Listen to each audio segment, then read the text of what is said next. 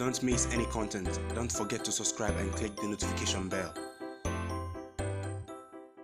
Hey guys, welcome back to Sahara Football. As usual, I am your host, Selassie Fiawe. Today we're going to talk about Adama Traore. Spain versus Mali are currently involved in a tug of war for the allegiance of the player. Now, Adama Traore was born and bred in Spain, but still eligible to play for Mali. And now, last year, in November, he was called up to the Spanish national team for the very first time. Injuries did not allow him to make it into the game for them. Earlier this month, he was called up again, but unfortunately, he could not make it because he tested positive for COVID. And yesterday, I brought you that update that it would be quite interesting to see what happens should Spain also call him. Just last night, Spain also called him up, and really, we're going to talk about it today. What should the player do next in your opinion? I'll be giving my thoughts on it, and I'll be telling you the story as it is so far. Also, Kamal-Deen SULEMANAA, one of the debutants for the Ghana Black Stars, has talked about his call-up into the Ghana Black Stars and what he feels about his call-up into the Ghana Black Stars. He has been an amazing player for North Shetland, 18 years of age, and on Monday, he netted a brace following his call-up on Friday. As usual, subscribe to the channel and to click on the notification bell to get more updates. So I'll start off from last night's Carabao Cup, however, Chelsea and Tottenham Hotspur. An interesting game. I have never seen it before. Eric Dyer just ran off the pitch after a while, and in the second half, he ran off the pitch unexpectedly.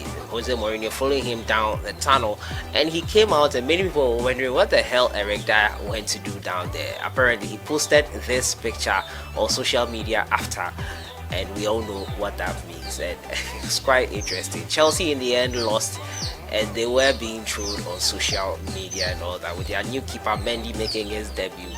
Everyone and anyone looking to make a fan of Chelsea right now, it looks like Frank Lampard is in for a really long season with the Blues. So Manchester United and Chelsea more or less in the same shoes of sorts, because their managers are quite inexperienced, and it is showing, it is being laid out there to bear. But Manchester City are also struggling, but Pep Guardiola, many people have more faith in than the likes of Lampard and Ole Gunnar Solskjaer. It was an amazing night. Tonight, the Carabao Cup continues, and it's sure to be an interesting one. Manchester United will take on Brighton and Hove Albion again. On Thursday, also, Liverpool will take on Arsenal again. It will be interesting. I'll be looking at those games. But Eric Dyer's incident, the highlight of the night, quite funny.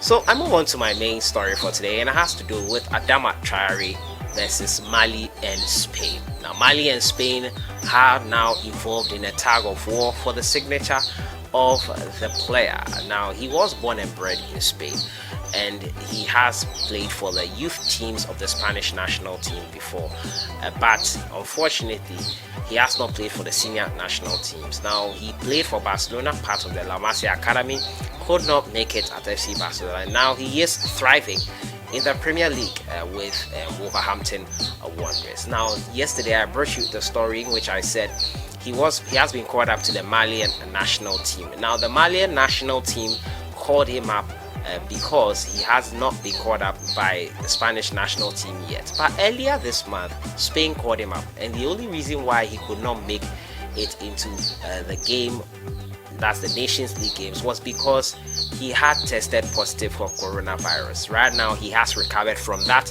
and it is shocking to see that right after Mali called him up, Spain also called him up the next day. So now the player has been pitted to make a choice, to make an open choice. Usually, before players are called up, they are given a call on the phone to be alerted by the coach that I am going to call you up. Would you be interested in playing for the national team? And I don't think this happened in this case. I think both countries are fighting for the player, and it is quite disgraceful in my opinion. Why should you make an open fight out of this? And playing for a country is not by force, it is by choice. And would you like to have a player who is being forced to play for you? No, I don't think so. And I think Mali and Spain should put their acts together, should get things sorted out between them, because this doesn't look good for either of them. Adama Traore inevitably can't make a right choice in quotes, because whichever country he chooses, the other one might not like the decision. Many people are thinking he will choose Spain. Well, if anything, he is more familiar with the Spanish lifestyle than he is with the Malian lifestyle. But doing this doesn't help anyone at all, and I don't think Mali and Spain are doing the right thing. And now the player has been pitted up against the two countries as they named him in their squads for the upcoming friendlies in October. Ghana will be taking on Mali. Spain will be taking part in the Nations League games. Now, he has been called up twice before, but he has not played for any of them. It's quite unfortunate that he did not play for Spain in November and also in September earlier this month. And I don't know where he will go, but he has said that my mentality is to work for a team, and the performance for the team gives me half a chance with two international teams, and I am happy for that. I am grateful to have the chance with the two international teams, that is Spain, where I was born, and Mali, where my origins are. But he never made it quite clear which country he was going to lean towards in that respect. And doing this now could prove something that could probably damage him or probably hurt him in a way, because a lot of Malians are telling Spain on social media, if you go on social media, a lot of Malians are telling Spain, please choose Mali. Spain have a lot of quality players. The Spanish national team also want him. What does a player do? There is no right choice in this case. I just blame the national teams for doing this, for pitting the player against the people. It is not right. It is not fair to him for him to be put in such a compromising position. But it is what it is, and that is what has happened now. So Adama Traore, his allegiance will be tested now.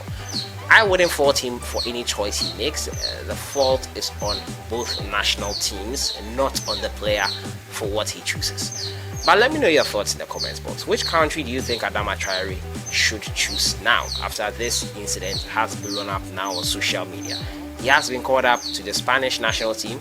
Mali also have called him up, but Mali called him up earlier before Spain also followed up with their call-ups. Luis Enrique calling him for the second time in the same month. Let me know your thoughts in the comments box. Where should he go to?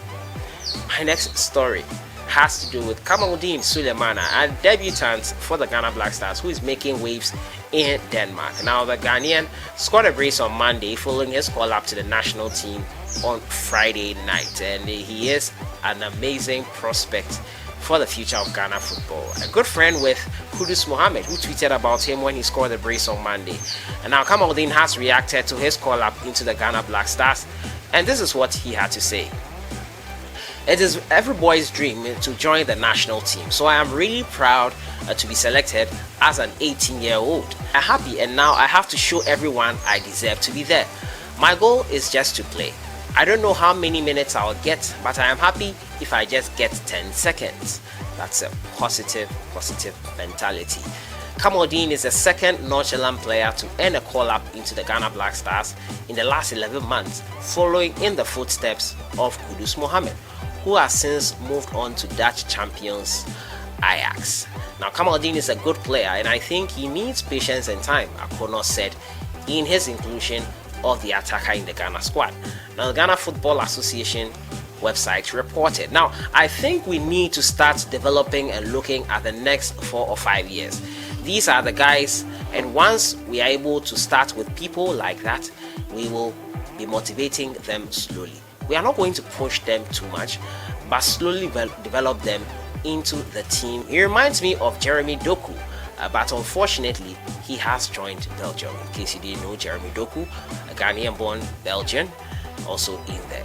He has that kind of style and ability to play like him, and I think it is necessary to bring him in and also to be around the team to see the likes of Dede Ayew, the captain, Jordan, and others who will help him to be a better player in the national team. Now, Kamal-Deen is set to complete a permanent move into the Ghana setup with a Newcastle winger, Christian Achu, Crystal Palace midfielder Jeffrey Schlupp, and Ghana captain Andre Ayew, and Saudi Arabia-based Samuel Owusu.